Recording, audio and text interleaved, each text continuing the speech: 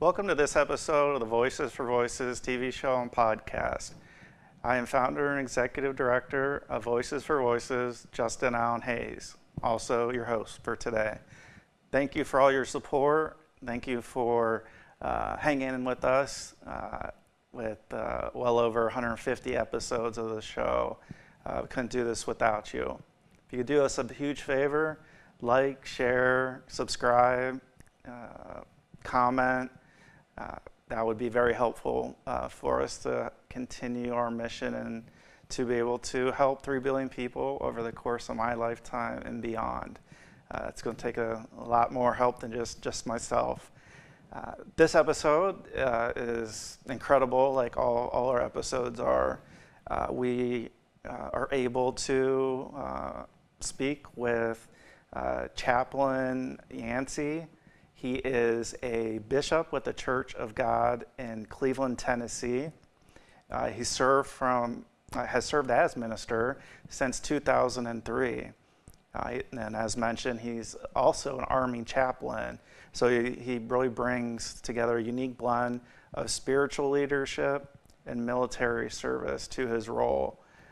From an education standpoint, he holds an undergraduate degree from Lee University and has furthered his theological education at the Pentecostal Theological Seminary.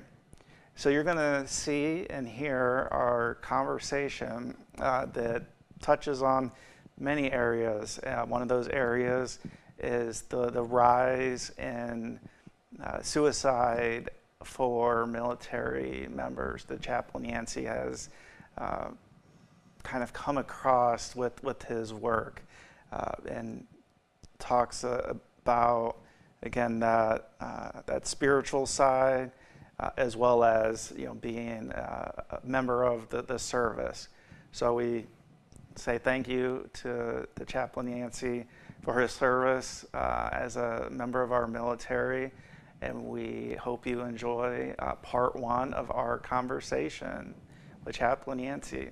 Yeah, so we just want to thank Chaplain Daniel Yancey Sr.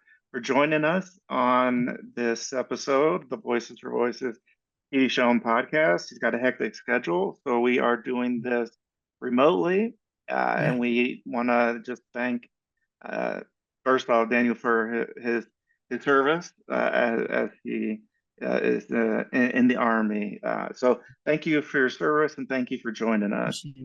Thank you. You're welcome. So maybe we can walk through a little bit of your life's journey, which has kind of led to where you're at today, to maybe talk about where the interest of helping others really came from in your life that really led you on the path to join the military and want to give back with the faith with others. Yeah, I think I am prior service. So I joined the military in 2006. I got out in 2010, had a 14-year break in service, and came back in as an Army chaplain. So, my initial ministry in the local church, I was a licensed minister in 2003 initially. So I was a licensed minister when I came in before, but I didn't really know about the Army chaplaincy, didn't really have the credentials, even if I did know, to be an Army chaplain. But I think the desire to be where I am today started in the civilian world. What led me to come back into the uniform is not the uniform itself, but the soldiers I served alongside when I was in before. So what I mean by the civilian world leading me to where I am today. So in the local church in 2016, I had an accident. I ran in the back of another semi while I was doing 68 miles an hour, and the other semi was doing 4 miles an hour. And that took me out of work for a little bit, but during that time, I was still in the local church, so I started doing a lot of outreach ministry. Started working with the Oriental House in Akron, Ohio. We had a few other facilities we were going into Bible study. We'd bring them to our church on Saturday for breakfast and stuff, and really started integrating With them, I don't know if many people remember, but we used to have a tent city in Akron that was publicly known before it got cleaned out by down there close to the university. But so I started working with them during that time too. And what I realized is through the organizations and stuff that people had chaplains in the organization and paid them to be chaplains. And then I realized, oh yeah, we had chaplains in the Army. So, Mhm. and then that led me back to figuring out if I was too old to come back in the Army. So, knocked out in 2020, I started finishing out my undergrad, went and knocked out my Master's of Divinity. And then I was looking at having the requirements that it needed to come back in as Army chaplain, went through the boarding process, which is no short term, about 2 years of fighting red tape and stuff because I was prior service. So there's medical issues that I had to get cleared on, sleep tests and x-rays and all kinds of Yeah. stuff, being a 38-year-old man trying to go Mhm. back in and be with some young troops. And but after all that, I think the drive in the middle of that is meeting people where they were. Mhm. um, some of my biggest experiences during that time of outreach is realizing that I wasn't bringing God to the individuals in the tents or in their recovery, but God was already there. Yeah. And I was just meeting him on the mission he was already doing. And I think that's what I found at not even a year into my first duty station in the 101st Airborne Division. Standing outside a tower doing air assault school, praying for troops right before we get through off a tower. Hey, chap, we need your prayer. And the respect and honor that they give the chaplain, no matter if they're religious or not, is unlike anything I've ever seen. The only thing you have to do as a chaplain is make sure you do not abuse that position and treat it with dignity and respect, and the troops will respect you, and they will honor God even if they're not religious.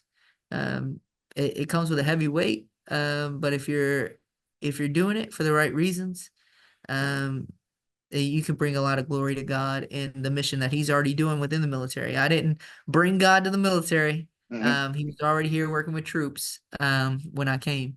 So I'm just trying to let the Holy Spirit use me in the mission that He's already doing, and try to stay humble and respectful to every troop and every family member, because it's not my job to infer onto them what they should believe and how they Mhm. should believe, but it's to me to create them sacred spaces where the Holy Spirit can work with each individual as He see fit. Yeah. Yeah, that's incredible. And when you're helping people, I would assume it makes you feel good about what you're doing and in general, just as a human being, that when you're helping somebody, it's like, okay, whether it's monetarily or just helping somebody like through their trials and tribulations that they're going through. I find that people like yourself, when we help others, that actually makes us feel pretty good inside, that we don't necessarily have to go to the vices all the time, Mhm. where we can feel good just like you said, being where the individuals are at, that you're not Yeah. bringing anything special. You're more of that vehicle to just have that conversation, have that listening ear. Where do you think that listening ear came from? Were you always uh, like a listener, with somebody that took information in and processed it before sharing, whether you're in school or family or colleagues? Yeah, I think right now I'm sitting in a class, a 2 week long class called uh, combat medical ministry. And what we realize is that, believe it or not, I come from addictive home. My dad was a severe alcoholic, and sometimes our own trauma and our own hurts and hang-ups and shortcomings. I'm a dyslexic by nature, so that brings sympathy. Raised in a broken, addictive home, abusive home, uh, brings the reality that life is not always fair. And then I think all that is not, I came out of my mother's womb, right? A certain way that God's designed me a certain way. But I think some of the things that we think are our roughest spots or our weakest parts is what can make it compassionate and honest and vulnerable individuals. And then we're the people that people want to talk to. They want to talk to people that want to be real Mm. and that care enough to hear their story. And I think from there we can build a foundation of relationship. And in a foundation of relationship, we can truly support one another. Yeah. Excellent. And your travels in the military, have those, I don't want you to disclose anything Oh no, you're good. you're not supposed to, but Yeah. just as far as travels, did you notice, or have you noticed on those particular travels, those particular spots where you end up now, Cleveland, Tennessee, uh, are people similar where no matter where you travel, in the sense of, okay, we're, the, like you said, coming out of the womb, and Yeah. we, that aspect, or do you find that different parts of the country may have different, maybe, needs than others? I think socioeconomic is where we're going to find the most divergency from the human need of the basic needs. Do they have food? Are they safe? Do they have that? And that's when I feel that what people express or what they care about changes. But at the base, like when I Mm, first came to the military and being from a small, raised in Kentucky, went up to Ohio, being from small towns. But when I first came to my first duty station in '07 in mhm, Fort Hood, when there was a young lady riding with me and we drove by this field and cat calls came back to her in like 3 or 4 different languages. I knew I was in a different world.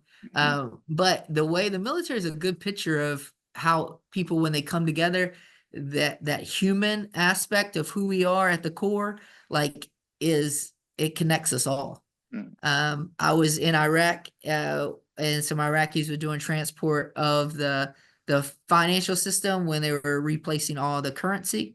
And we were just having a talk.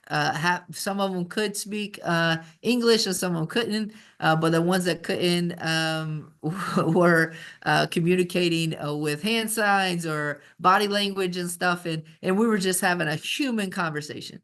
So mm, I think at that base level, when them needs are met, when safety, security, food are met, I think at the human level, we all have this need to connect and the need to be in relationship, and I think that's what I see in common through all the different. One of the craziest things I seen on my first deployment was, when a convoy would stop and the Middle Eastern people that were riding the convoy and on the western side we'd get frustrated because what are we doing or whatever, and then they would just put a rug under their truck and pull out, I don't even know where they get the hot water, but they'd pull out hot water and have like tea with each other. They'd use it for a time for community.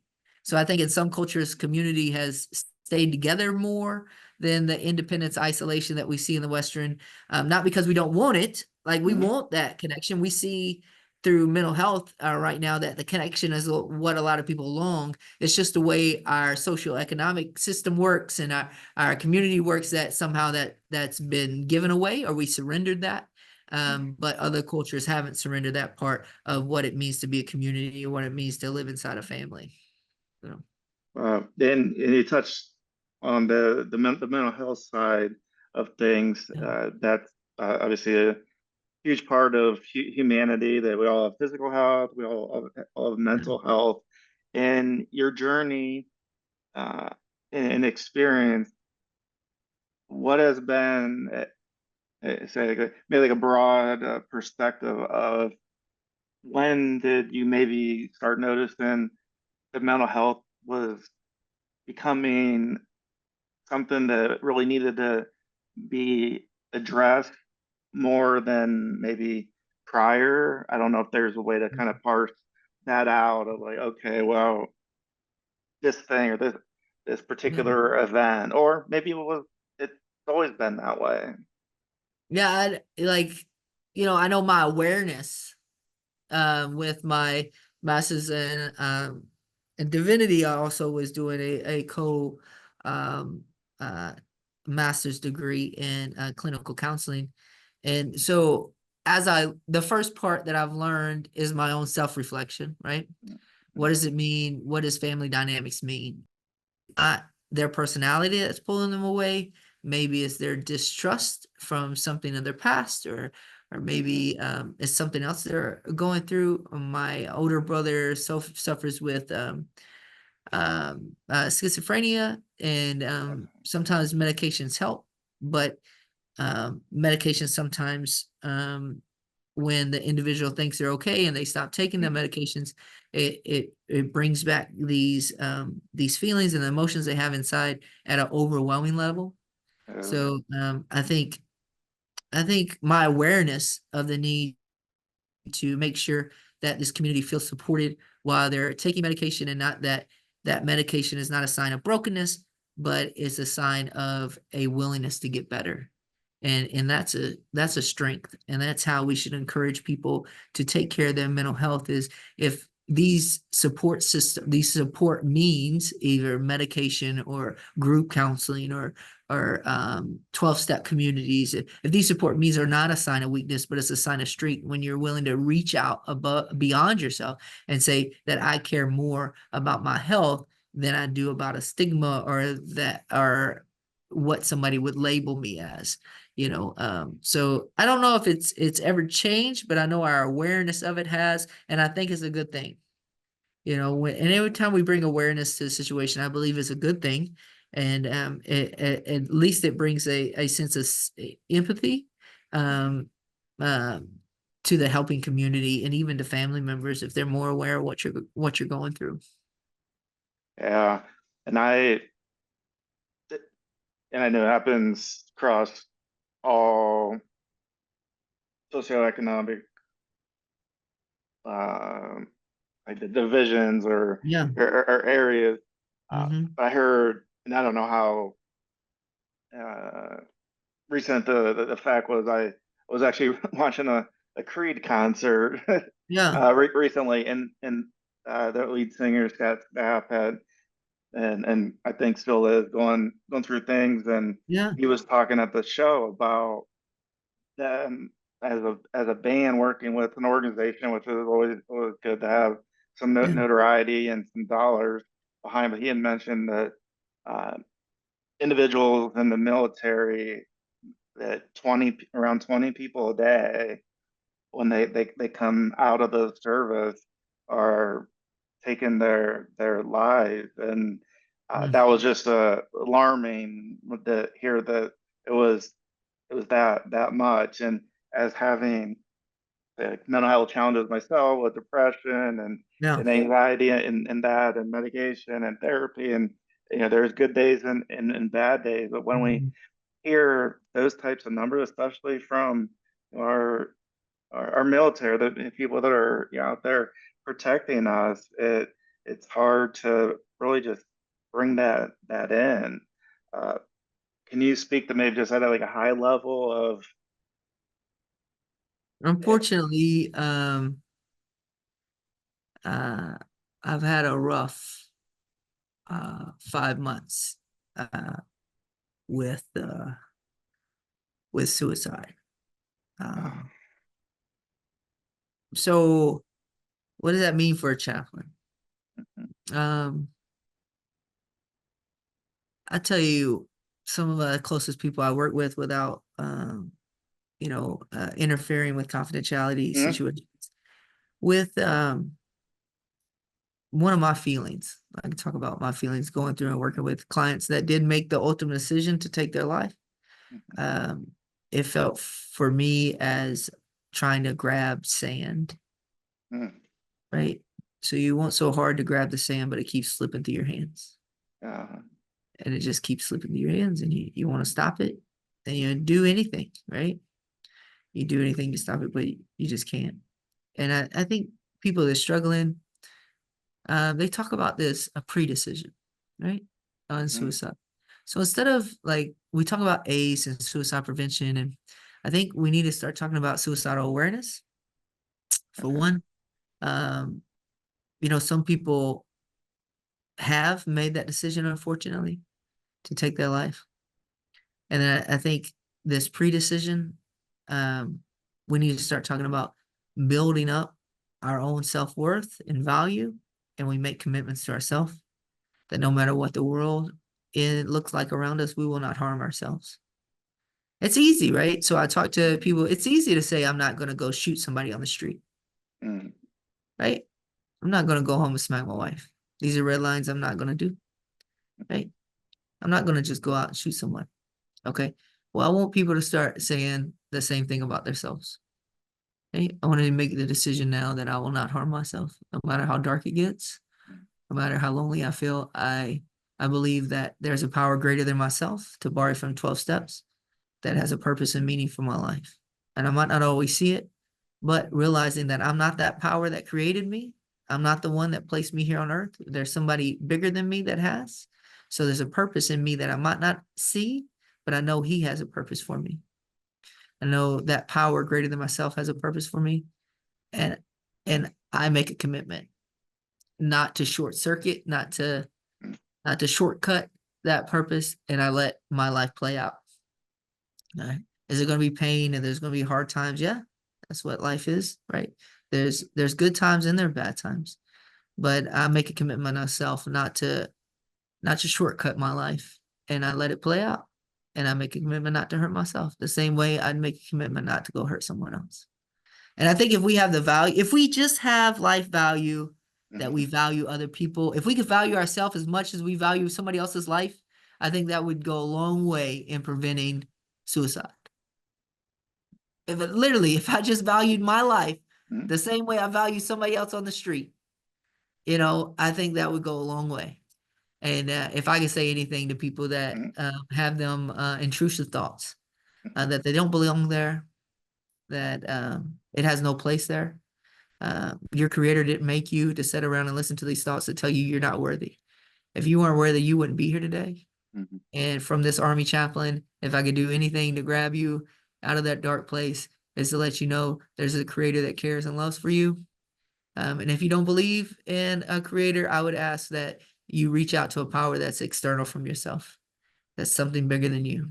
You know that something bigger than you had to create all this. So I'd ask you to reach out to that power and allow that to direct your life. That you can see what's in front of you, but you can't see tomorrow. And you have the ability and power to go forward if you just make that commitment to not hurt yourself, not short circuit life. You know. Yeah. Wow, that's powerful. I mean, thank you for the transparency, and Yeah. uh, I think this is a good spot to cut this episode, uh, part one, and come back for part two. So if you're watching and listening to this first episode with Chaplain Yancey, we again thank him for his service, thank him for his time coming to us to give us some insight into the military, but into the chaplaincy of what that is. And as we were just speaking about very short period of time ago about mental health and suicide, I think we can maybe kick off the part two of our conversation and then get to where we're at today and how not just our guests, but how we can be some of the torch bearers where we can Yeah. help as individuals. So we're going to kick it back to the studio and we'll see you next week for part two. Thank you for joining us on this episode of the Voices for Voices TV show and podcast. Really hope you enjoy the conversation that we had in part one of our conversation with Chaplain Yancey, who is an Army chaplain at the base near Cleveland, Tennessee. It was a great conversation and one that we're glad to always be able to share experience of our military members. We thank Chaplain Yancey for his service, as well as all members of the military, and then all veterans as well. Tune in next week for part 2 of our conversation. And until next time, I am Justin Allen Hayes, founder and executive director of Voices for Voices. And we hope that you will be a voice for you or somebody in need.